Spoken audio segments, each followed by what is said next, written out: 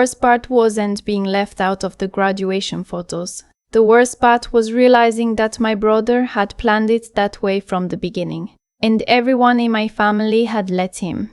I found out on a Tuesday 6 weeks before the ceremony, when my mother called me to talk through some logistics. That's how she said it, logistics.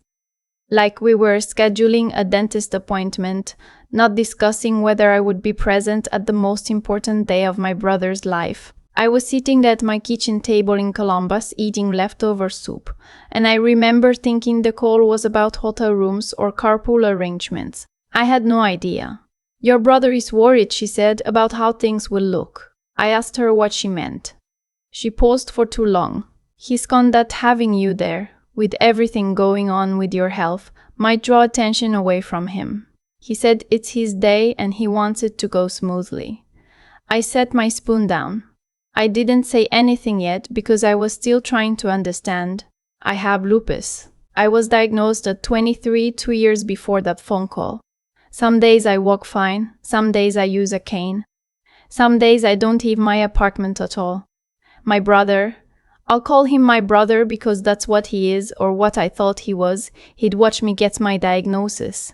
He'd been in the waiting room with me twice. He knew what it cost me to get out of bed some mornings. "He doesn't want me to come," I said.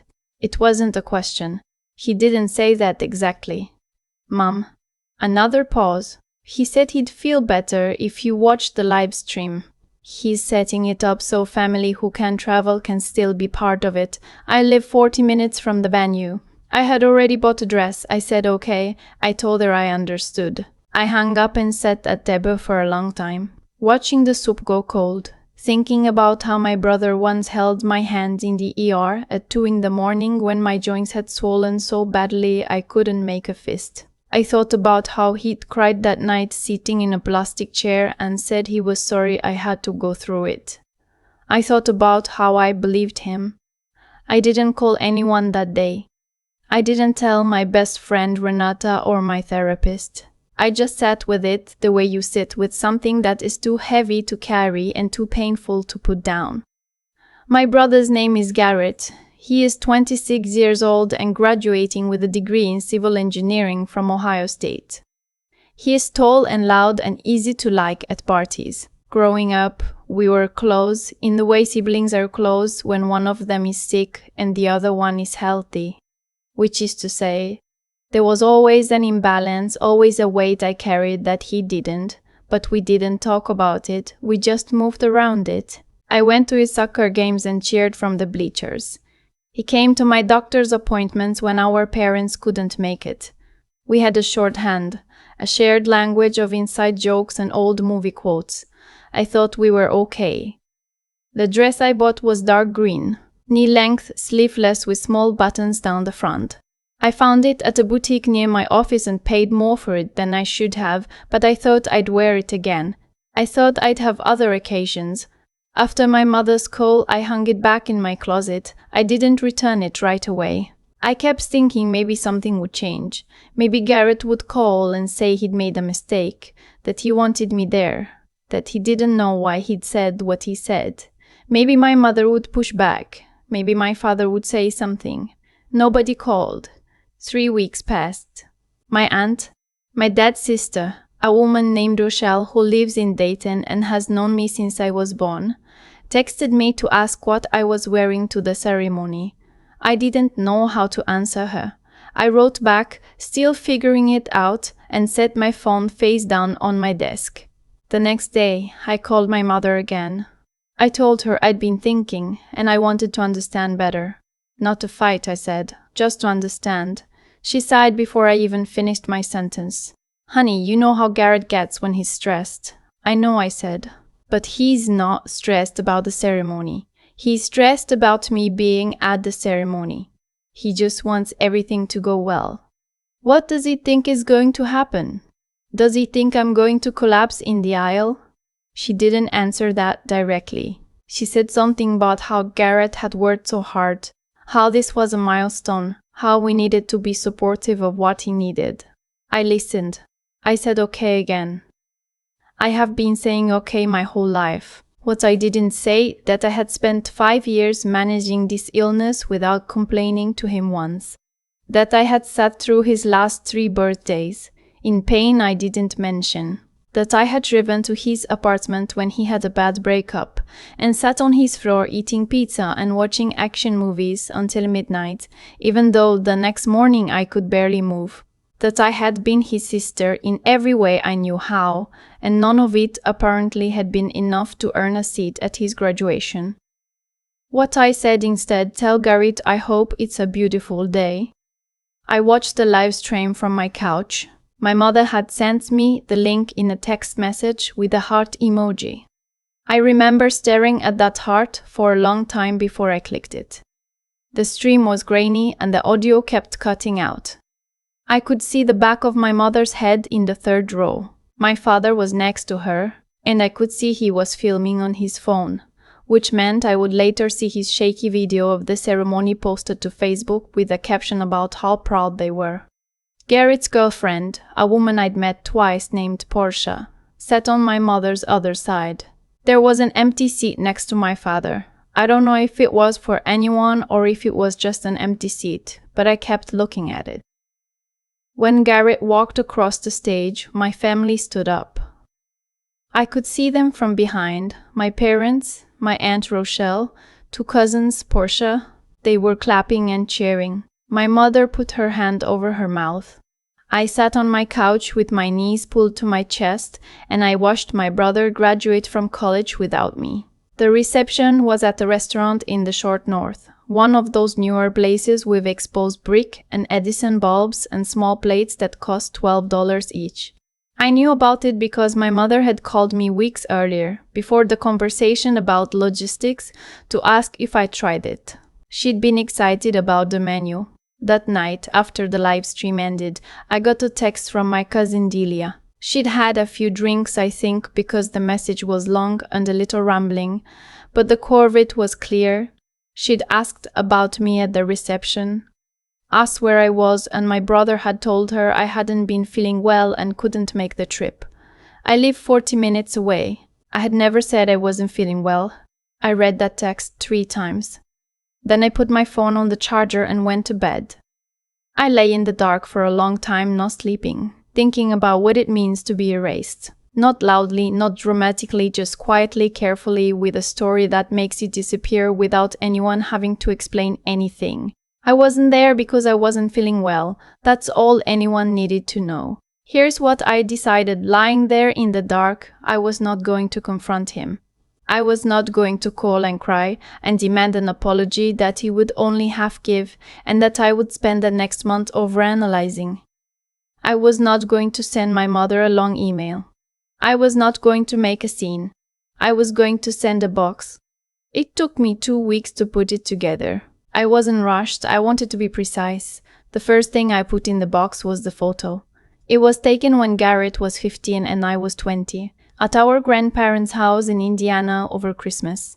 In the photo, Garrett and I are sitting on the back porch steps, and I am clearly having a bad pain day. You can see it in the way I'm holding myself, but I'm laughing at something he said, and he has his arm around me, and we both look like we mean it. I had kept that photo in a frame on my bookshelf for 4 years. I wrapped it in tissue paper and set it in the bottom of the box. The second thing I put in was a card. Not a greeting card, a note card, small and plain, cream-colored. On it I wrote 1 sentence: I was 40 minutes away, and I was well enough to come. That was all. I added 1 more thing. It was a copy of a text message I had screenshotted, the one from my cousin Delia, with the part where she quoted what Garrett had told her. I printed it on regular paper, folded it once, and tucked it under the note card. I taped the box closed. I wrote his address on it in black marker. I drove to the post office on a Wednesday morning and shipped it priority mail. Then I went home and I waited. He called on a Friday, 9 days later. I was at work in a meeting and I felt my phone buzz in my pocket and saw his name on the screen. I let it go to voicemail. I didn't listen to the voicemail until I got home. His voice sounded strange, Flat in some places and too loud in others, the way his voice gets when he's working out how to frame something while he's still saying it. He said he'd gotten the box. He said he didn't know what I wanted him to say. He said it had been a stressful time, that he'd made some decisions under pressure, that he hoped I understood. He didn't say he was sorry. Not once in a 2-minute voicemail did he use that word. My mother called the next morning. I let that one ring too. Her voicemail was longer and harder to listen to, not because she was cruel, but because she sounded genuinely confused, like she hadn't quite understood until now that something real had happened. She said, "I didn't realize how much this hurt you," which is a strange thing to say because I had told her. I had told her on the phone, clearly with words, but I think what she meant was that she hadn't let herself understand until the box made it impossible not to. I called her back that evening. We talked for almost an hour. It was not a clean conversation. There were long silences and a few moments where we both said the wrong thing, but at the end of it she said, "I should have pushed back on him. That was wrong of me. I'm sorry. That was enough for that night. My brother and I did not talk for almost 6 weeks. I didn't chase it. I had said what I needed to say in the only way I trusted. Not with a confrontation that could be deflected, but with evidence, with an image of who we used to be, with the plain truth of where I had been and how close. He texted me on a Sunday out of nowhere, "Can I come over?" I thought about it. I typed and deleted 3 responses. Finally, I just wrote, "Yes. Sunday afternoon is fine." He showed up at 2 o'clock with coffee from the place down the street. He remembered how I take it, which is a small thing, but I noticed. He sat down on my couch and he looked at the wall for a long moment before he looked at me. "I don't have a good explanation," he said. "I told myself I did, but I don't. I was embarrassed and I made it your problem, and that was wrong." I asked him what he was embarrassed about. He took a while to answer. "I didn't want people to see. I didn't want it to be a thing. About your health. I wanted everyone's focus to be on the milestone, not on." He stopped. "It sounds worse when I say it out loud." "It sounds like what it was," I said. He nodded. He didn't argue with that. We didn't fix everything that afternoon. I don't think you can fix something like that in one conversation, and I wasn't interested in pretending we had. But he stayed for 2 hours, and we talked about real things. Not just the graduation, but the years before it. The pattern I'd seen in small moments I'd never said anything about.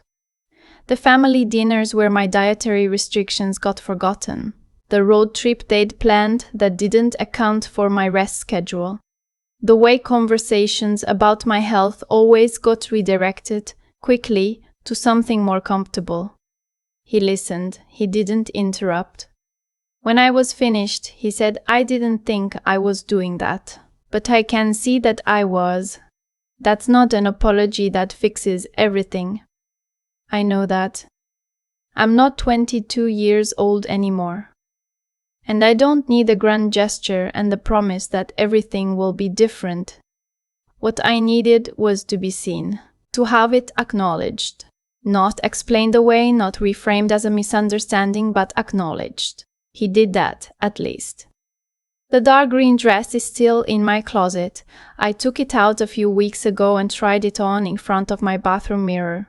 It still fits. I stood there for a while looking at myself, thinking about the Tuesday phone call and the empty live stream couch and the box I'd built and sealed and sent. Renata, my best friend, the one I finally told everything to, about 2 months after it happened. She asked me once why I hadn't just confronted him directly, on the phone, before the graduation. Why I'd waited. I thought about it for a long time before I answered. Because if I'd called him, I said, he would have apologized in the moment and then nothing would have changed. He needed to sit with it. He needed to open something physical. Something that didn't give him the option of interrupting or redirecting. He needed to feel the weight of it. She nodded slowly. "And did he?" "I think so," I said. "I think for the first time in a long time he saw me. Not the diagnosis, not the logistics, not the thing he'd have to manage at a party, just me. I am not telling this story because I want sympathy, or because I want Garrett to be the villain of something.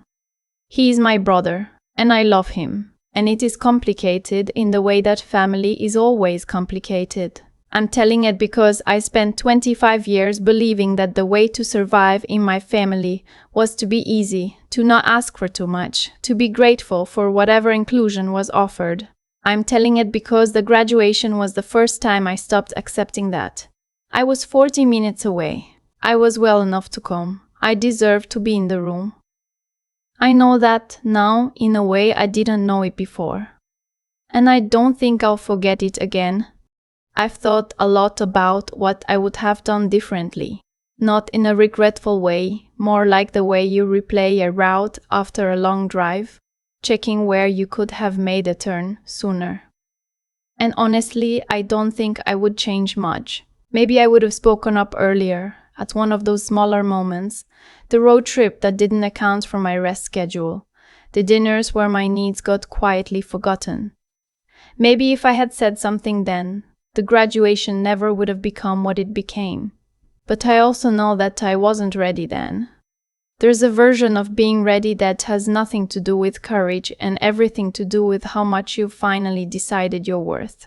What Gary did had consequences, not dramatic ones, not the kind you see in movies where everything collapses at once. The consequences were quieter than that. He spent weeks not knowing if I would ever respond. He opened a box and had to sit with what was inside it. With a photograph of who we used to be and a single sentence that didn't accuse him of anything, just told the plain truth. That's a particular kind of weight. You can't argue with it. You can't redirect it. You just have to feel it and decide what kind of person you want to be next. I think that's what people get wrong about accountability. They think it has to be loud to be real. They think you have to demand something, confront someone, make it a moment. But the most honest accounting I've ever seen happened quietly, in my apartment, on a Sunday afternoon, when my brother sat down on my couch and said he didn't have a good explanation and wasn't going to pretend he did. That took something from him. I could see it cost him something to say it without a justification attached, and I think it was the first genuinely honest thing we'd said to each other in years. The intelligence in that situation. And I don't mean book intelligence, I mean the kind that comes from really paying attention to how people work, was in understanding that a confrontation would have given him something to push back against. A box gave him nothing to fight, just the truth sitting there waiting. And the grit of it, the part that required something real from me, was the waiting. The 6 weeks of silence. The voicemail I didn't return that same night. The choice to let it breathe instead of rushing toward resolution because sitting with uncertainty was uncomfortable. I have lupus. I know how to sit with discomfort. That part, at least, I had practice with. What I carry now is not bitterness. It's something closer to clarity. I know who I am in my family in a way I didn't before. I know what I'm willing to accept and what I'm not. I know that being easy, being low maintenance, making myself small so that other people could feel comfortable, none of that ever made me belong. It just made me easier to overlook. The dark green dress is still in my closet. I'm going to wear it somewhere. Not to prove a point, just because I bought it and it fits and I deserve to wear a dress I like. That's enough of a reason. It always was.